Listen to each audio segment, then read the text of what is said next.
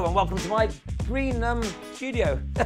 I've teamed up with Hippo, the waste removal experts, to help the nation access their inner DIY hero.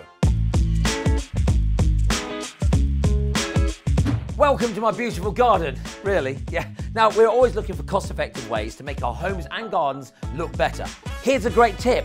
Look for old pallets, little delivery pallets. They're great. You can screw them to the wall or to the fence, and then you put some shelves in it, and it's a perfect display for all of your herbs and potted plants.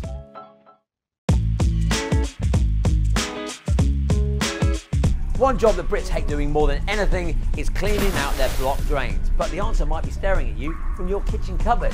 Start off by running some hot water into your drain.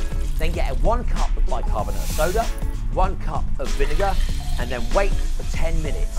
Once the time's up, you flush it all away with even hotter water, and hopefully we should have clear drains. Right, I'm off to put up a shelf. Who am I kidding? I'm in a green screen studio. There's lights everywhere. There's no shelf.